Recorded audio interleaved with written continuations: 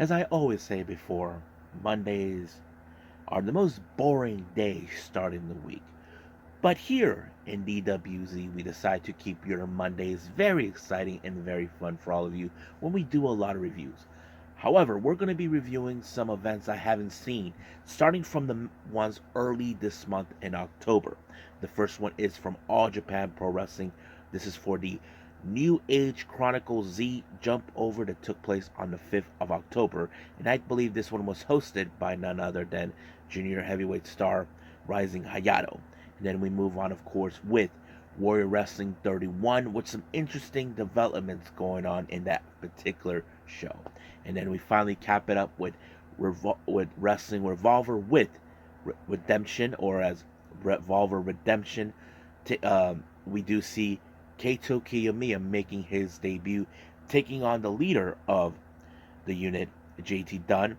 Ortiz makes his return to Wrestling Revolver to take on the current world champion, Jay Chris, and so on. And of course, we do have some news updates to share what's been going on in the world of pro wrestling, such as what events the promotions are throwing out, who is booked, what matches are set, any wrestlers that either been signed or departing from the promotions, any injured wrestlers, the whole enchilada. So, let's get ready for another episode of the Deleted Wrestle Zone.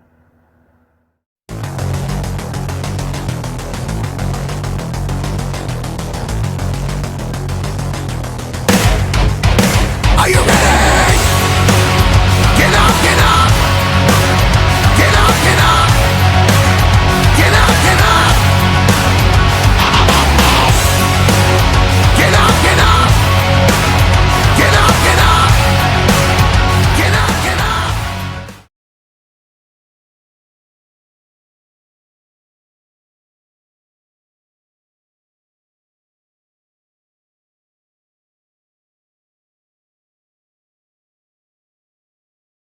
Welcome everybody to the Deleted Wrestle Zone, all things that is pro wrestling with AEW, NXT, New Japan Pro Wrestling, Impact Wrestling, the National Wrestling Alliance, various promotions, wrestlers, matches, and championships.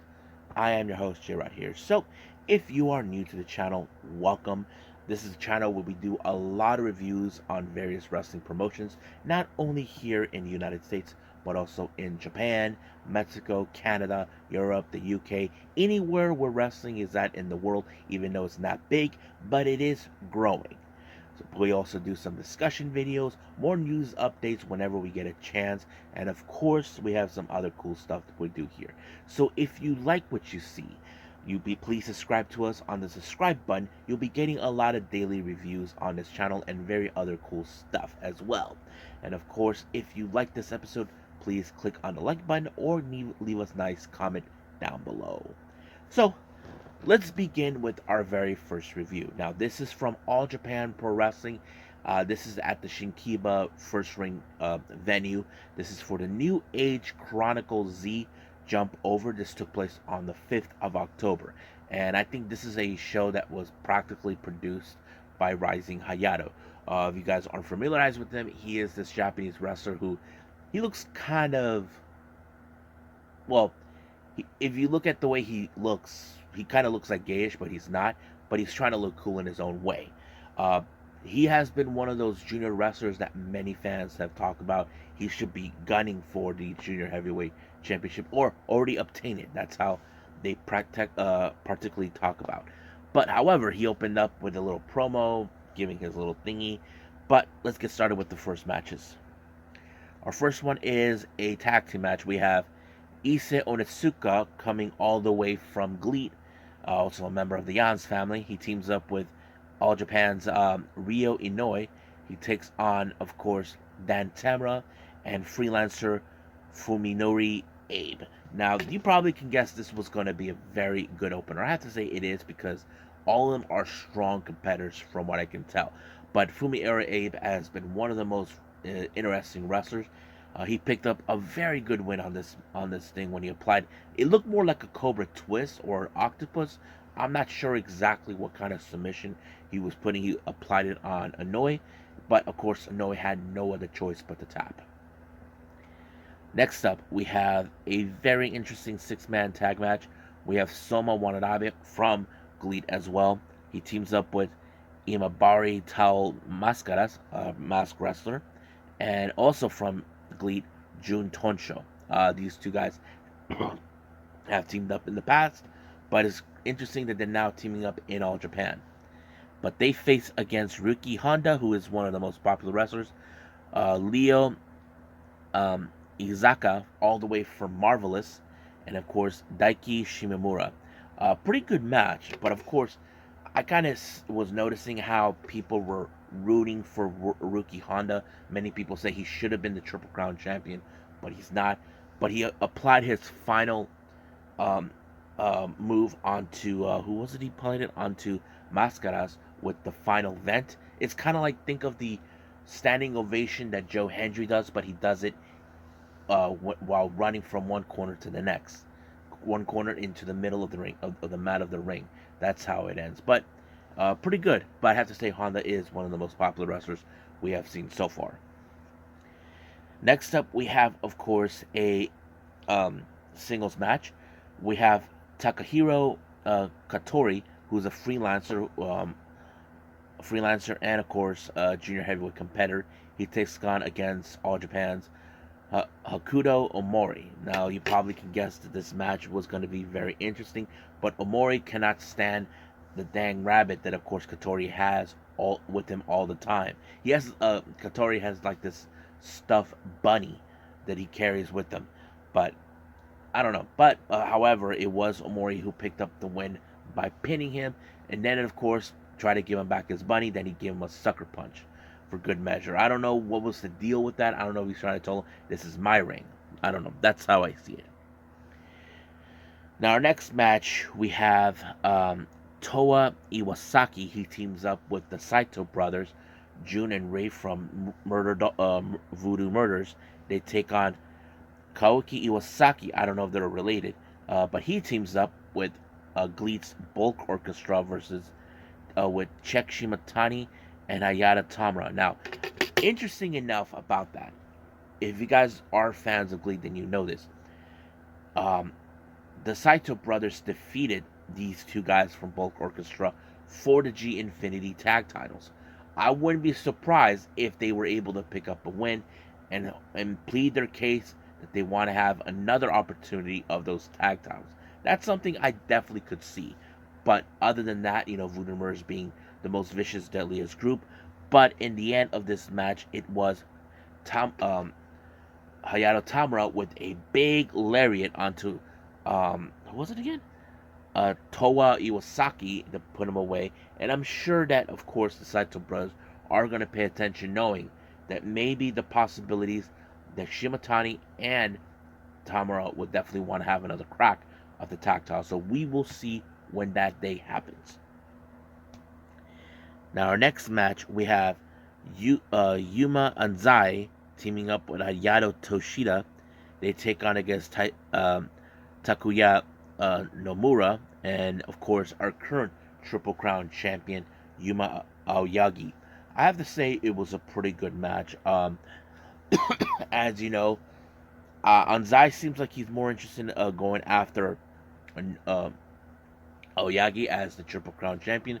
But however, in this match, it was Aoyagi who pinned him right in the middle of the mat, giving him and Nomura the win.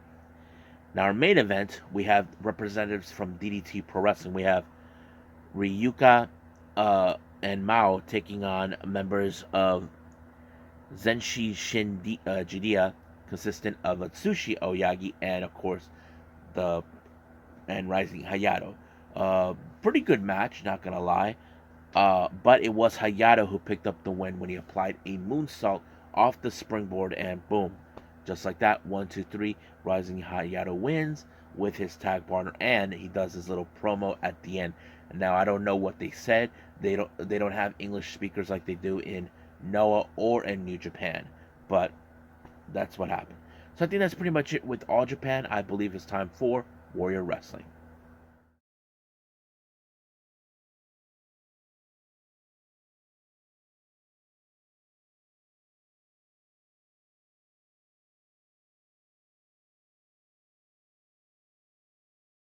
Okay, Warrior Wrestling 31.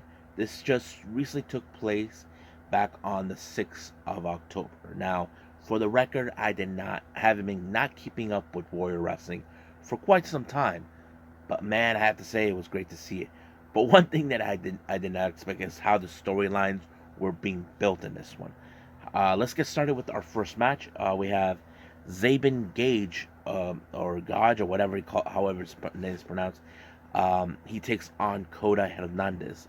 I have to say it was a pretty good match. Good opener. I'm not gonna say it's one of the best, but it was good. But I don't know much about Zabin Gage. I have seen Coda Hernandez before. I just cannot recall where. But it was Gage with a stomp onto the back of the spine to Hernandez to pick up the win. Now, we had this interesting segment involving the faction known as FTC, better known as Frank the Clown. Yeah, Frank the Clown is the most hated person in Warrior Wrestling, who is trying to control the promotion in his own way. However, this is what was going on. There's been addressing issues that took place between Frank and the current Warrior Wrestling World Champion, Casey Navarro. The issue that was happening is that Casey Navarro was facing his hero, his idol, Matt Cardona. But however, Casey Navarro told him, I don't need your help for this one. He wanted to challenge him in his own way. But Frank the Clown, who was more concerned about, not losing what was in his unit, in his faction, the FTC, the title. So basically, that's what was happening. So Frank the Clown was trying to reason with them, but he didn't care. But the person who was immediate with this was Trevor Outlaw, another guy they hate. Basically, he got caught in the middle. He doesn't know what to do. So that is what was happening in that time. But basically, this is what was happening. Casey warned him that in his next match against Encore Moore, he does not want him to be involved. So Frank told him, okay, is that what you want? I'll be sitting right there. So that's what he was going to do. But do we believe Frank the Clown? That's the obvious question we will get to. Now, our next match, we have a very interesting women's match. We have Misa Kate versus Rachel Armstrong. So you can say there's a lot of factors in this match. Misa Kate, according to what the commentators were saying, like Val Capone, Misa has 6 years of experience, and of course Rachel Armstrong just 2. So I think those are the X factors. But however, it was Misa Kate with a spinning heel kick that sealed the deal to pick up the win. Now, this next match, I don't know much about these two guys, of Jack Vaughn and Jordan Cross, who are facing each other. But according to the commentators, this is not the first time these two have faced off. Just to skip the whole thing to the end, it was Jordan Cross who won. They call him the Prince or whatever he is. He defeats Jack Vaughn. But according to what the commentators were saying, this is their 6th encounter, and of course, Jordan Cross is currently 6-0. Basically, he won all 6 matches against Jack Vaughn. So I'm like, interesting storyline about that. But yeah. Now, our next match, well, this was a very unusual one. Trevor Outlaw comes out wearing the women's championship title, the Warrior Wrestling Women's Championship, around his waist, and he's declaring himself as the champion. I think people were myth, and originally the last person to hold that title was none other than our current ROH Women's Champion, Athena. So Trevor Outlaw, decided to face Sky Blue, and of course Sky Blue took it all the way with him. But Trevor Outlaw was such a moron. If you guys want to know what he did, he tried to low blow Sky Blue. That did not work.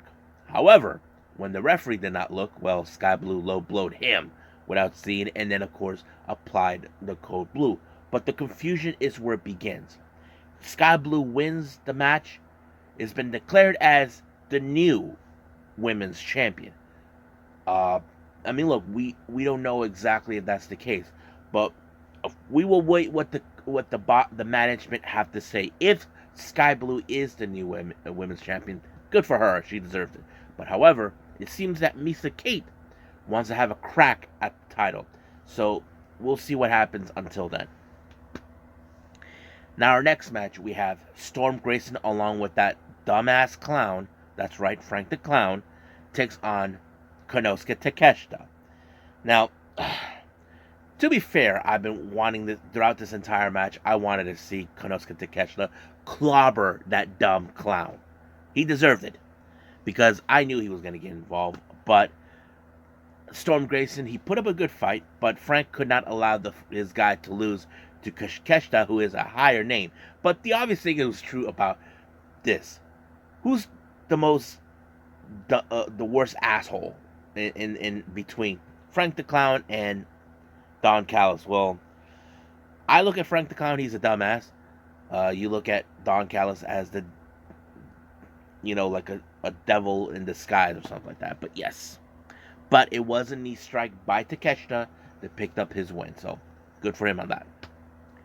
Now, our next match, originally this was supposed to be Brian Keith versus Eddie Kingston, but due to the circumstances that arose about now Eddie Kingston becoming both a double champion, the ROH World Champion and the New Japan Strong Openweight Champion, so he had to be pulled out, and he was replaced by Mike Santana. So this is one of those matches where we get to see, okay, what Santana can do now as a singles competitor, since he's no longer rolling with Ortiz. I have to say it was a pretty good match. Brian Keith did put up a hell of a fight, but unfortunately he did not collect the bounty. He got defeated with Santana when he applied the Liger Bomb. 1, 2, 3. It was done. Now, our main event is the Warrior Wrestling World Championship. We have Encore Moore take on the champ KC Navarro, but of course that dumbass clown was there, as always. But the obvious question does tell: was this moron is going to get involved? Well, I'll get to that in a bit. However, the match was pretty good, no doubt about it. I mean, despite the fact, you look at Casey, he's a junior heavyweight competitor. But, man, he knows how to deliver. You look at Encore Moore, same thing, but he knows how to deliver. But unfortunately, Encore had Casey Navarro right where he wanted Casey, but however, that dumbass clown gets involved by distracting the referee. Casey Navarro gets involved and, of course, wins by applying his move, the Jesus piece. And, of course, Casey Navarro wanted to shake hands with Encore Moore, but Frank, of course, being the asshole that he is, told him no, no, no. And then Trevor Outlaw shows up and attacked Encore Moore, and then he told him to whack him with the belt. But apparently, Casey turned against the clown. Like, thank God he did that. So he put out a really strong promo. Like, he wanted to prove that he is a fighting champion no matter what. But he doesn't need Frank the Clown for that. So he's now going to strike on his own. So I can't wait to see what Casey can deliver. But I'm sure we can see Encore Moore again in Warrior Wrestling, and hopefully have a somewhat of a rematch where things should have gone the right way if it wasn't for that dumbass clown. So we'll see what happens until then. But for now, let's move on to our final review, and that is, of course, Wresting Revolver.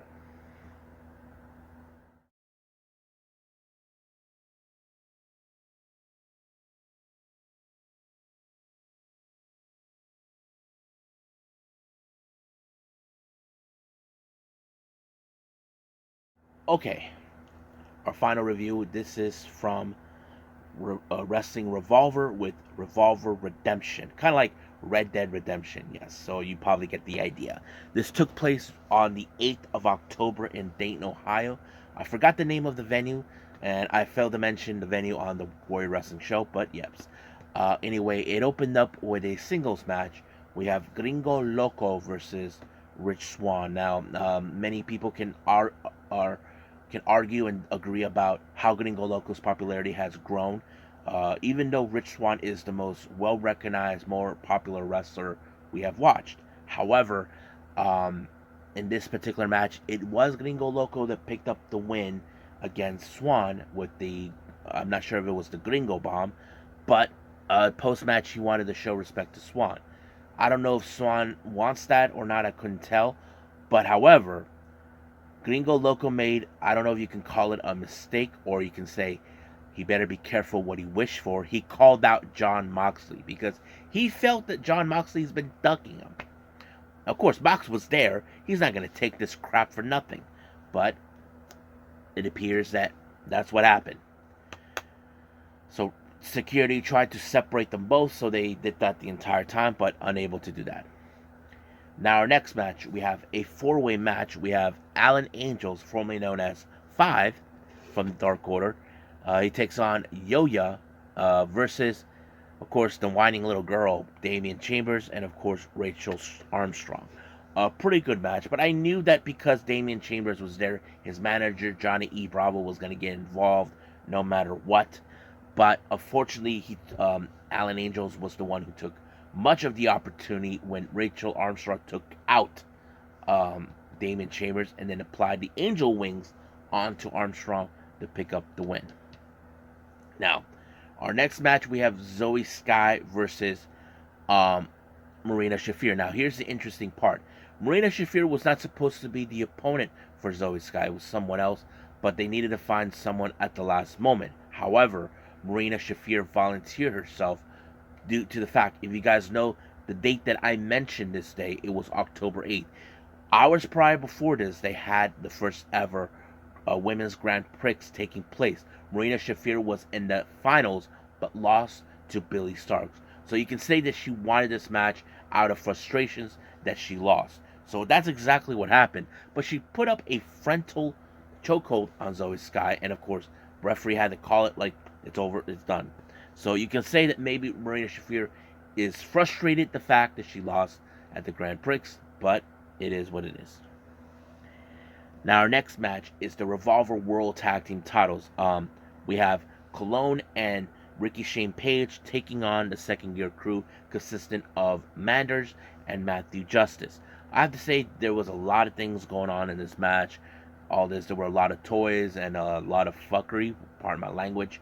But however, at some point, these guys dressed up in red showed up. Surrounding the ring, no one knew what was going on, but people got on the ring. And then all of a sudden, Cologne and RSP were on their side. So it became a numbers game on this one. But it was RSP who picked up the win onto Justice. And it was revealed the two people involved is Killer Kelly and Steve Macklin. So they're calling themselves RED, known as Riches, Equals, and Death. So basically, they're now a unit. Basically, I don't know what's the deal, but that's only the four of them. So it just turns out that Cologne and RSP are also members. So this was a very surprising thing, but it is what it is. Our next match, we had a very interesting... Well, it started out as a 6-person tag match. The Rascals consisted of Myron Reed, Zachary Wentz, Trey Miguel. They take on, of course, the Death Dolls, Courtney Rush and Jessica, along with Jordan Grace. However, this became more of a comedy match, to be honest with all of you, because at some point you see the Rascals outside the ring taking a break. Now, I'm not talking about timeout, more like a smoke break. Now, I'm not a smoker, to be honest with you. I don't know what it's like to have a smoke break. I don't know if any of you, my subscribers out there, if you guys do smoke break. Yes. So they were vaping, and guess who wanted, give me some of that crap? And that is, of course, the Death Dolls. Jordan Grace was like, not having it. So basically, it was just like that. It basically, this was about Jordan Grace, no, I'm not going to get involved in this crap. The more Jessica and Courtney want, give me some of that. It was more like Jordan Grace was like, nope. But unfortunately, she did try it, and they do a little slow-mo segment, which was pretty cool. But however, like any kind of party, there's always a party pooper who likes to get involved, and that is, of course, the college frat boys, the Alpha Sigma Zimma, get involved. They brought out a ping pong table, but apparently things didn't go their way because Jordan Grace kind of power slammed one of them into the table, but both this Grace, the Death Dolls, and the Rascals won the match, leaving Sigma, Alpha Sigma Sigma out. So yeah. Now, our next match is a hoss fight between Madman Fulton. Joining him is none other than the Drama King, Matthew Renwold, taking on Moose. That's right. Moose is in the match. But of course, at some point, Renwold was going to get involved. But we had a surprise visit from someone who we just recently saw at Impact Wrestling 1000 episode. We're talking about Shark Boy. He showed up, and then of course he chewed up a chunk of Renwald's ass for make him lose some weight. But however, it was Moose with the spear that put Fulton away to pick up the win. Now our next match, this is a very interesting. You can call it a dream match if you want. JT Dunn, the leader of the unit, takes on the Supernova, all the way from Japan, representing Pro Wrestling Noah, Kaito Kiyomiya. Now, I'm sure in JT's mind, he knows if he takes him out, that would put him at the top of the mountain, like saying, I'm going to climb the ladder, no matter what. But however, that did not do any well. We know that, of course, Kaito Kiyomiya is good at what he does. And not to mention, he applied 2 Shining Wizards to put away JT Dunn. But however, once that match was over with Kiyomiya getting the win, it appears there's now dissensions between both JT Dunn and, of course, his manager, Phil Stamper. Now, Stamper has always been the kind of guy that would ensure that JT Dunn gets what he wants. But however, he seems like the last few shows that he's been involved were all losses. So we don't know where's that to go. Could we see an implosion between those two? Well, that is the possibility, but we will wait and see. Excuse me. Now our main event, the Revolver World Championship match. Ortiz as the challenger, taking on Jake Chris. These two guys are no strangers with each other. They actually knew each other from their time at CZW, which is Combat Zone Wrestling. However, Jake Chris, as the champion, made the decision, let's turn this into a Dayton street fight. So that's exactly what took place. You know there was going to be a lot of mayhem, but I was surprised about how this match ended with, of course, Jake Chris applying a black backslide. So I would have assumed he would try one of his moves, but of course probably Ortiz might have been anticipating that since he know him. But it didn't go that way. It was Jake Chris who retained the title, and that's all she wrote, folks. There is another Wrestling Revolver show I haven't seen that was called Tales of the Ring. I don't know when I'll be reviewing it, but these are shows from the month of October. Hopefully I get to see all of them before the month is out. So we'll see what we get there from there. But for now, let's move on to our final thing, news updates.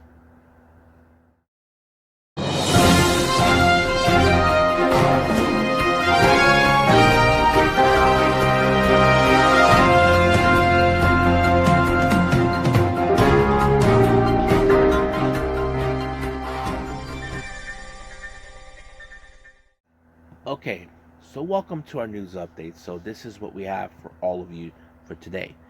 For our GCW update, it was already announced that, of course, the annual Nick Gage Invitational number 8 has been announced. This will take place on December 30th, right before the end of the year. This will be at Atlantic City at the Showboat. So if any of my subscribers are from the Atlantic City area or closest by, just letting you guys know. They haven't announced who will be involved, but I'm sure as this was announced, we will be growing closer and closer who will be involved. West Coast Pro has announced for a match for the Whiplash show taking place on the 17th of November. Chris Hero will be in action to take on none other than Timothy Thatcher. So that's going to be one hell of a match. Ring of Honor has announced for their final year show, Final Battle, that takes place in December 15th. Is going to be in Garland, Texas, where Supercard of Honor has been held before. So that's kind of interesting to hear. Prestige Wrestling has announced for a live show on the 12th of November. Jaden will be in action against a guy named Evan Rivers. This is Rivers' debut show, so that's pretty good to hear. Now, if you guys remember recently during the New Japan Royal Quest show, Great-O-Khan said that to Will Ospreay, give him the title match as long as I get Jon Moxley. Now, I've always wondered why would he want Jon Moxley. I would like to think it's because I think I thought, in my honest opinion, that Great-O-Khan, how do I say this, has a problem with Jon Moxley because the way he influenced Shota Umino. If you guys don't remember what happened, Shota Umino said this to Moxley.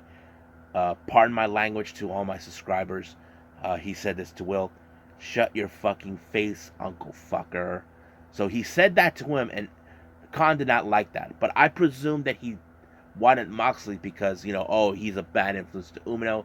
Doesn't seem like that's the case. It seems that Khan wants Moxley for a specific reason. He knows that if he beats a former AEW World Champion, that he could be in a conversation to challenge MJF for the world title. So that's another thing that he will have. Now, I don't know what MJF would say. I don't know if MJF heard about this or not, but I do know what MJF would say about Great-O-Khan. He's like, you represent an independent company. He probably will not. He will never acknowledge New Japan as a company. It's just an independent promotion. That's the way he sees it. I'm sure Khan will tell him that, it's not. They'll probably be back and forth on that, but who knows. Now, interesting thing was coming out.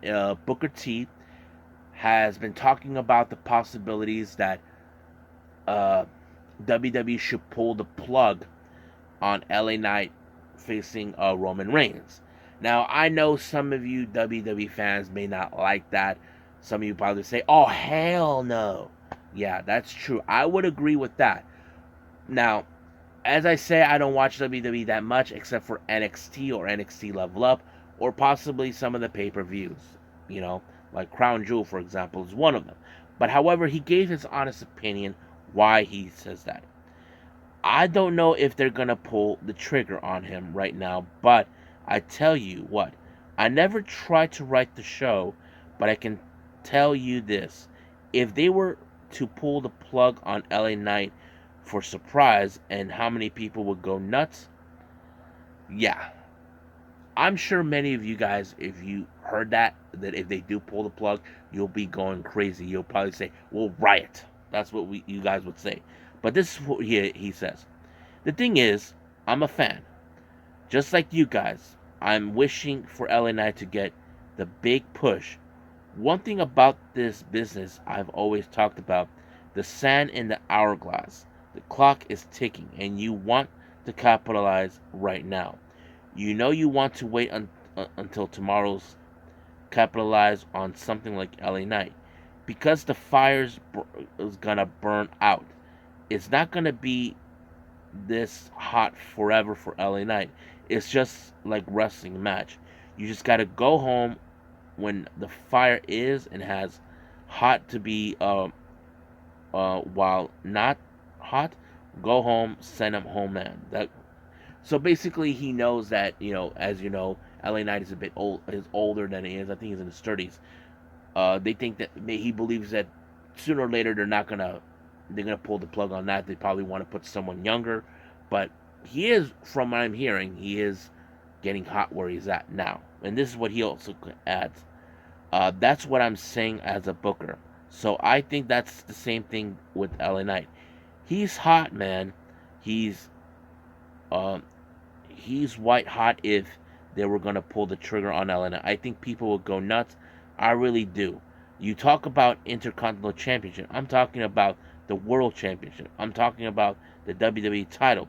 If they put him on right now, people will go nuts. That would really do. Now, as a booker and a fan that Booker T is saying, he's saying, if you give him the title, that would definitely be, everybody will go be happy, go nuts on that. That's something we could see. So he's not sure if that's the case, if they're gonna pull the plug on him. So I hate to see if they do that. People are gonna boycott, say WWE are a piece of garbages, that sort of thing. But we'll see what happens. But for now, we'll just end things where it is from here, and then let's just call it a day. Well, I hope everybody enjoys this episode. Coming up, it is Tuesday Wrestling. As you know, we have NWA Power and NXT. However, I did learn that the latest Gleek show will be uploaded, and it will be G Pro Wrestling version 62, I believe. So that particular show happened on the 21st of October. Don't know why it was uploaded now, but it is how it is with them. We also got the latest New Japan